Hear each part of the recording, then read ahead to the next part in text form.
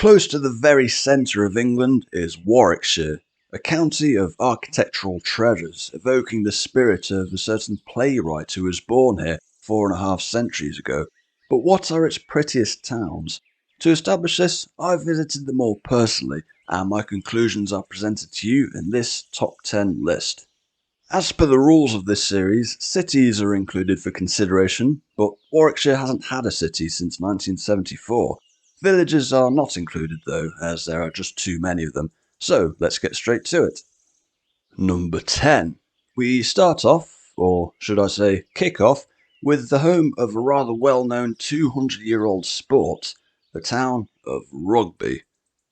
So it all began in 1823 when local schoolboy William Webb Ellis disregarded the rules during a football game and picked up the ball and ran with it, and thus rugby football was born.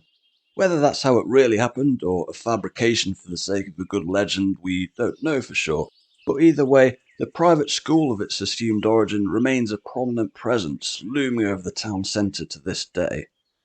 Now, in all honesty, this town is far from perfect aesthetically. In fact, it does suffer from some indiscriminate development, as is typical of several large towns. But for me, Rugby has just enough going for it to sneak in a 10th place spot, the highlight of which is undoubtedly Regent Street, with St Andrew's Church punctuating the background. Number 9. Now to a town just 8 miles east of the very centre of Birmingham. Coleshill. In stark contrast to the UK's second biggest city, just on its doorstep, Coleshill has a distinctly Georgian feel to it, harking back to its days as a staging post on the London to Chester route prior to the arrival of the railways.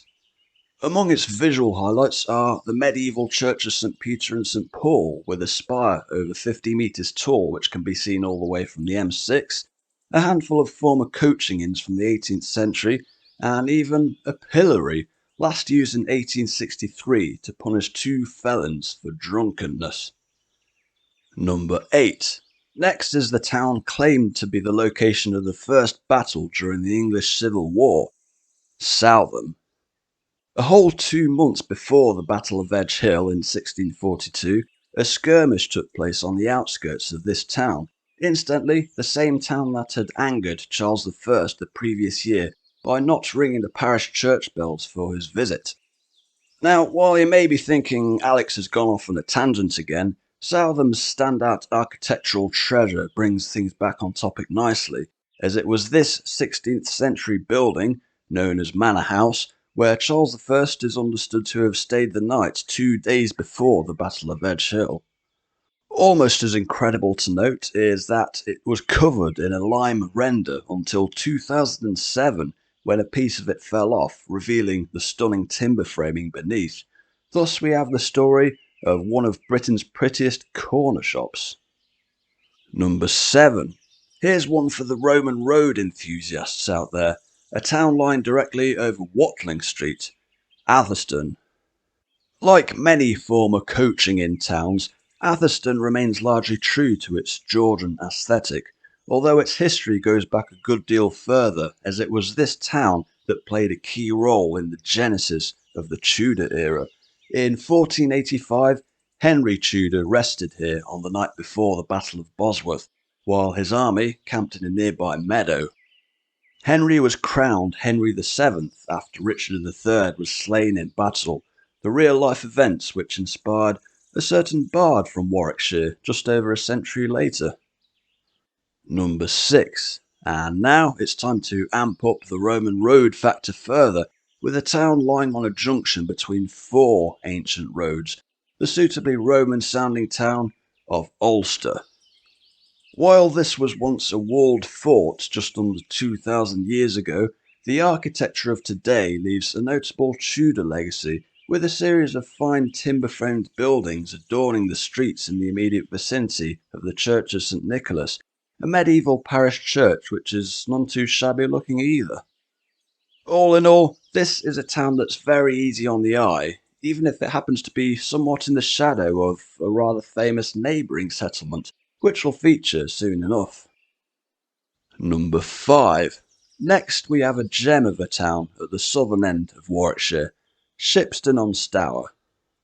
Although just outside the boundaries of the hilly Cotswolds, the sheep influence, as it were, is apparent here, not just in the town's name, which means sheep washing settlement in Old English, but in its historic wool trade. Further to that, a few former coaching inns hark back to the town's role as a staging post before the railway era. The architecture is a mix of limestone, Georgian brick, and the occasional timber framing, all of which manages to blend together seamlessly in this Cotswold-adjacent town.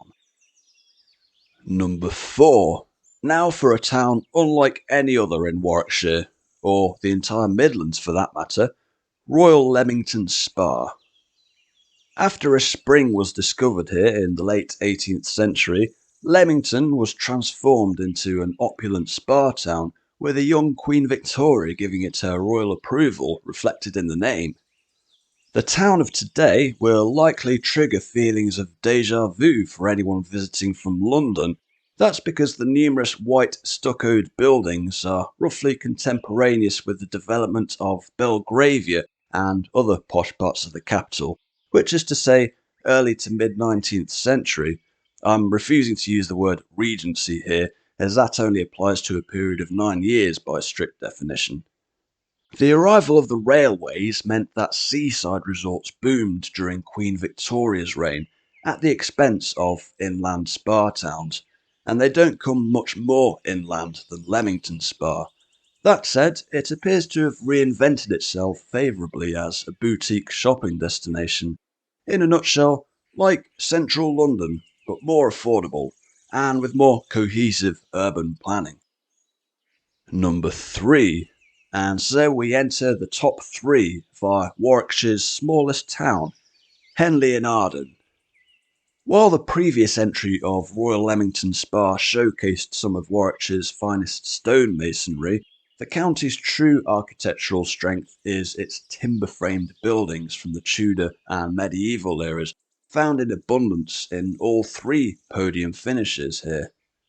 So even though Henley and Arden's town centre is comprised mostly of one single street, you'd be hard pressed to find a finer looking high street than this one, or any other town that fits over 100 listed buildings into an area of less than 1 square kilometre for that matter. But as with other towns in Warwickshire, it is rather criminally overlooked due to its proximity to a certain neighbouring town, which we're fast approaching. Number 2. So essentially, this one is the big reveal. The runner-up spot goes to Warwick. It's quite the rarity for a county town to be both restrained to one of medium size and one where the historic architecture still dominates the overall aesthetic, but both are true in the case of Warwick.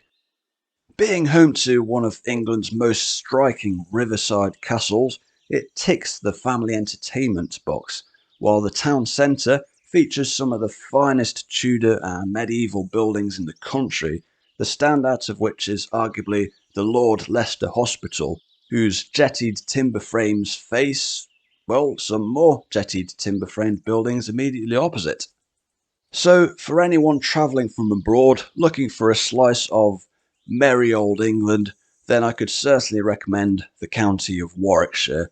More so still to anyone who happens to be a fan of the elephant in the room, figuratively, which at last brings us to number 1. Yes, the top spot in Shakespeare's county goes to Stratford upon Avon. Now, being as contrarian-minded as I am, when compiling this list, I was, if anything, looking for reasons not to award the number 1 spot to the birthplace of the bard, but ultimately, this is the real deal, and to claim otherwise would be to protest too much, methinks. It's abundantly clear that a good chunk of the architecture has been standing here since even before Mary Arden married John Shakespeare and gave birth to a boy named William in this very building. If anything, it feels as if centuries of subsequent town planners had just too much reverence for its Shakespearean heritage to lay a finger on these dwellings. Then there's the question, what's in a name? Well, Stratford's upon Avon suffix is entirely justified, as this is a town where you can truly walk along the river, not just across it, and it's hard to overstate this point, just as it's hard to name a beautiful town without ample riverside access. In summary, this is not just a town which had greatness thrust upon it by the bard, but a town which transcends the centuries through the shared experience of theatre. You might say, what's past is prologue. So it's all's well that ends well. Unless you were gunning for Warwick, perhaps.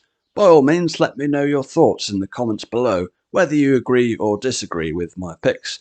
And if you'd like to catch up with other counties covered in the series so far, check out the link on the screen now. Thanks for watching, and have a great day.